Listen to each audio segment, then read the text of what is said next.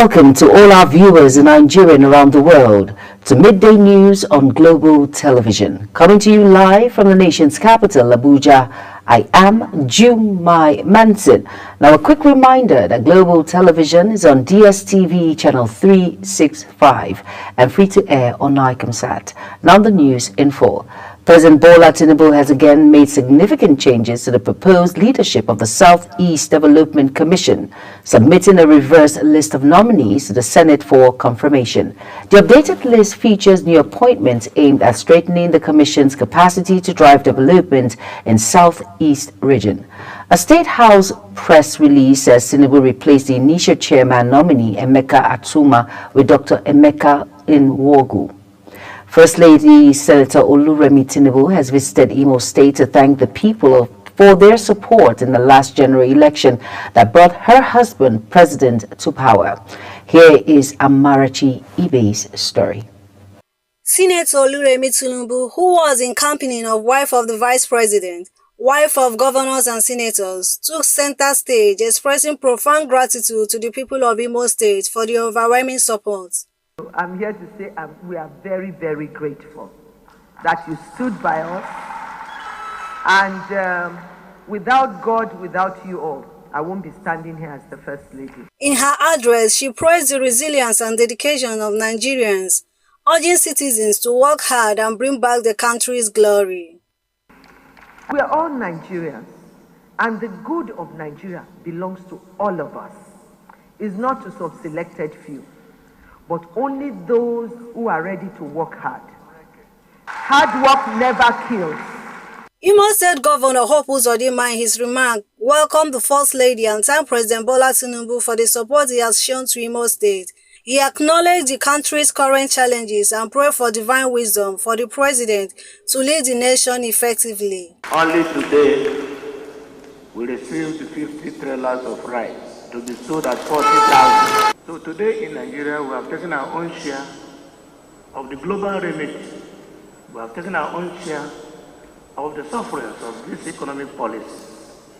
And our prayer is that in wisdom of Almighty God, that the dividends will soon start begin to manifest. Chairman of the Southeast Traditional Rulers Council, His Royal Majesty Eze-Imo Okeke, commended the First Lady for fulfilling her promise to visit. He described her visit as a gesture of unity and inclusiveness. On behalf of the traditional rulers of Igbo State, to welcome Her Excellency to Igbo State, the most hospitable state in the country, the heartland of Eastern Nigeria. Our candid prayer is that the good Lord will guide Mr. President, protect him, and grant him excellent wisdom to balance the affair of this great country, Nigeria, in good health. Highlight of the day was a captivating cultural performance by the Omenimo Dance Group, which thrilled the audience and showcased the rich cultural heritage of the region.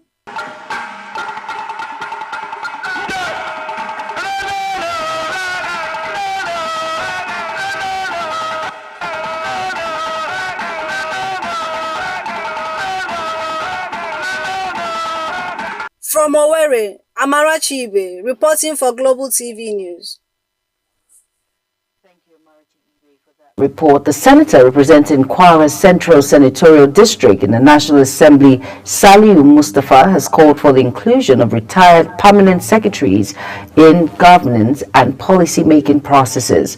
Speaking at the annual conference of the Association of Retired Permanent Secretaries, Kwara chapter in Ilorin, Mustafa said Nigeria needed to further make us of invaluable experience and wisdom of the seasoned administrators, describing them as pillars upon which Nigeria has stood. Mustafa, who was represented by the retired permanent secretary Kalu Yusuf, highlighted the role the seasoned administrators could play in addressing Nigeria's challenges. Over now to the Federal Road Safety Corps has warned motorists to cease from exceeding the 100 km/h speed limit on expressways as the festive season approaches. Speeding, according to the FRSC, is one of the major causes of road accidents which must be curbed to save the lives of commuters. The Corps gave the warning amid the alarming rate of road accidents in the country. According to the recent data from the FRSC and the National Bureau of Statistics, more than 21,500 lives have been lost to road crashes in the past 5 years in the country. Not less than 2 explosive devices went off at separate locations in the Dasadao district of Maru local government area of Zamfara state. Report says the 2 explosions occurred on the road between Dasadao and Malamawa and another on Malele Road, all in the Dasadao district. Arisa Nuhu Babangida was quoted as saying passengers in the Santa truck going to the Dasadao weekly market had escaped death after the truck loaded with grains ignited the bomb. The Police Service Commission (PSC) has approved the dismissal of 18 senior police officers, which comprised 10 assistant superintendents, 4 deputy superintendents, 2 chief superintendents, and the superintendent. The commission also approved the reduction in rank of 19 other senior police officers, 1 assistant commissioner of police, 1 chief superintendent, 2 superintendents, 2 deputy superintendents, and 13 assistant superintendents, the PSC spokesperson Ikechukwu made.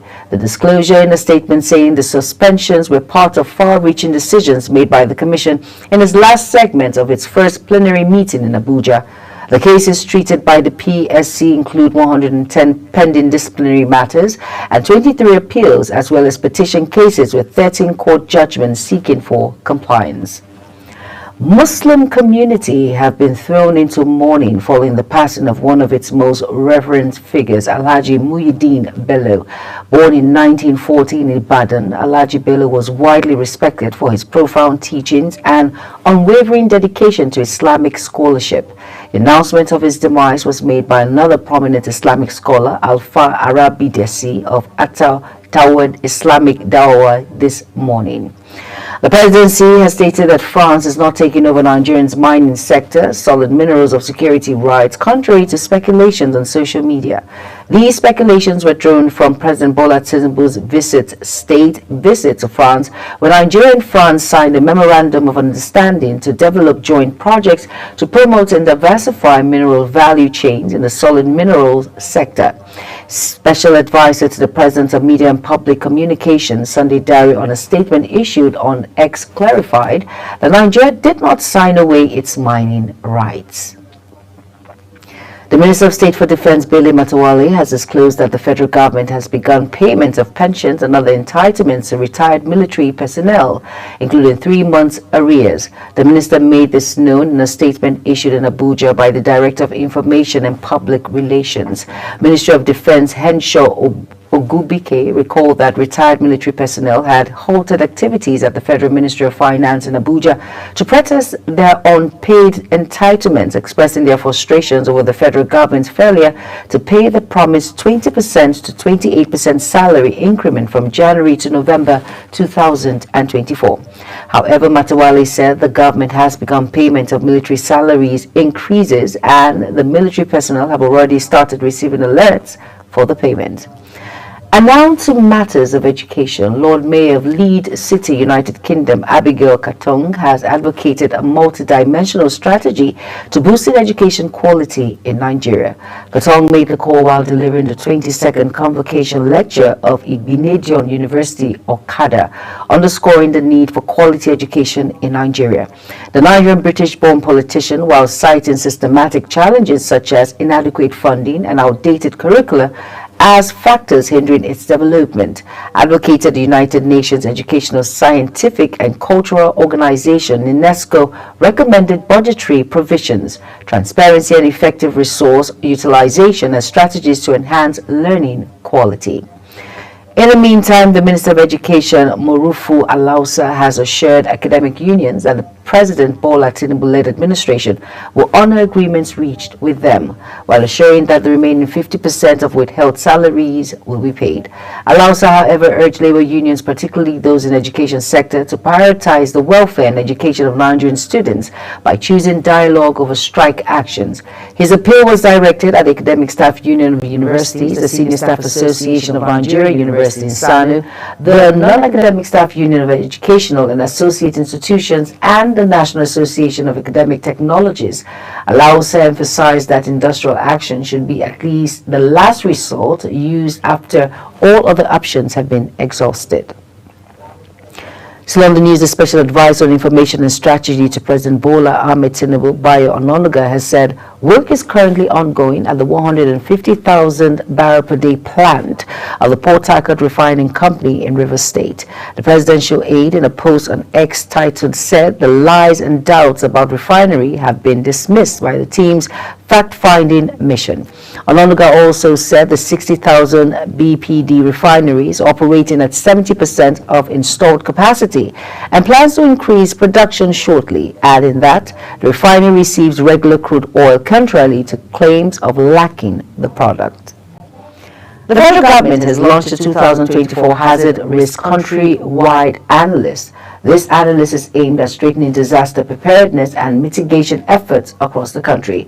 It is against the backdrop that the Vice President, Kashim Shettima, called for an enhanced collaboration among stakeholders to address Nigerians' vulnerabilities to disaster and climate change, as well as building a safer and more resilient Nigeria. Shettima, speaking during the launch event in Abuja, reaffirmed the federal government's commitment to safeguarding lives and livelihoods from ecological and other risks. Nigerian Navy members of the National Assembly and coalition of civil society organizations have rejected the proposed bill seeking to establish the Nigerian Coast Guard. The Senate Committee on Marine Transport had initially scheduled a public hearing for November 7th, but it was postponed due to the passing of the Chief of Army Staff, General Tareed Lagbaja. The bill, sponsored by Senator Wasiu Ehel-Lokun, aims to create a military branch under the Ministry of Marine and Blue Economy. At the rescheduled hearing in the National Assembly Library, the Nigerian Navy led the objection, citing redundancy, potential security risk, resource constraints, and misalignment with global best practices. The federal government has restated its dedication to advancing Nigeria's maritime sector through support for the National Coast Guard Bill. This move, celebrated at a vital milestone in harnessing the country's maritime potential, was highlighted during a one-day public hearing on the bill at the National Assembly complex. Minister of Marine and Blue Economy Adegboyega Oyetola described the proposed legislation as a transformative initiative for sustainable growth, maritime safety, and resource management. You're watching Midday News on Global Television, coming to you live from Nigeria's capital, Abuja, where Midday News returns. Nigeria's trade surplus hits 5 trillion naira.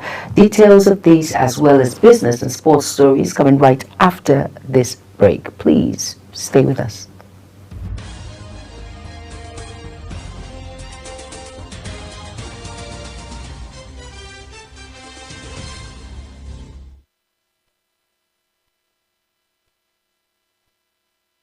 You're welcome back, and if you're just tuning in, this is Midday News on Global Television. Thank you for staying with us. On our business desk, the federal government's statutory allocation to the National Assembly and the National Judicial Council in 2024 hit a total sum of 564 billion in October. In February, the House of Representatives pushed for 5% of the country's yearly budget to be allocated to the federal legislature and judiciary.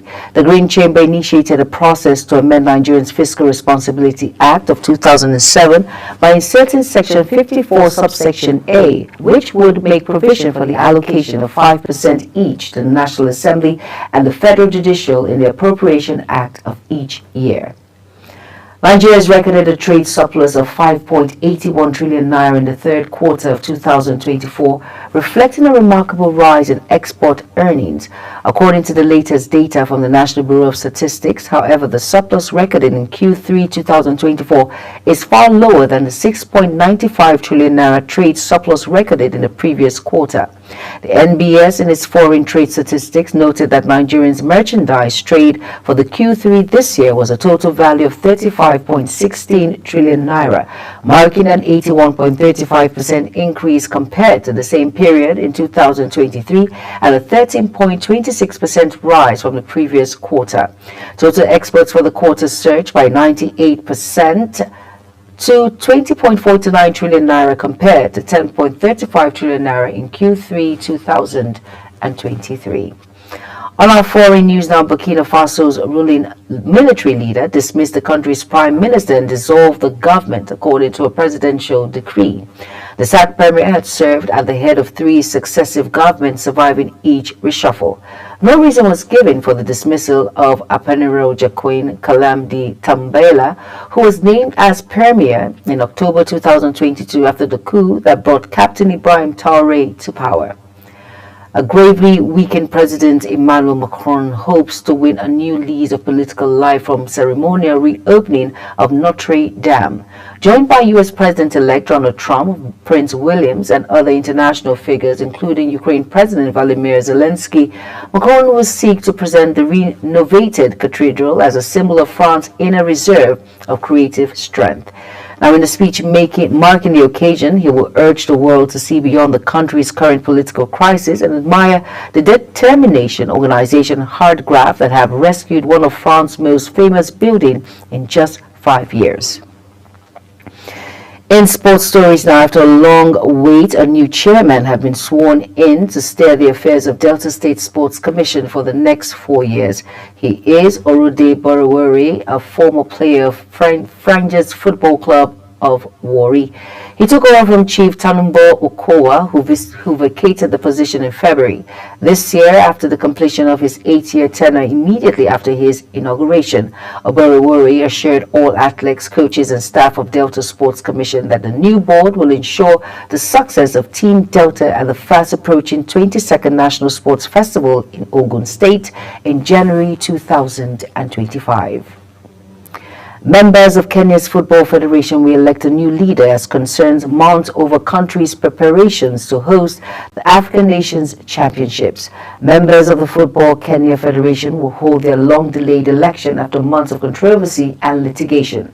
Outgoing President Nick Wanda was arrested in November 2021 after a government investigation uncovered alleged financial irregularities, and caretaker committee was put in place to run the FKF, but global footballing body FIFA intervened and forced the Kenya government to reinstate the FKF board, while corruption charges against Wunda was dropped after the state failed to provide any evidence against him.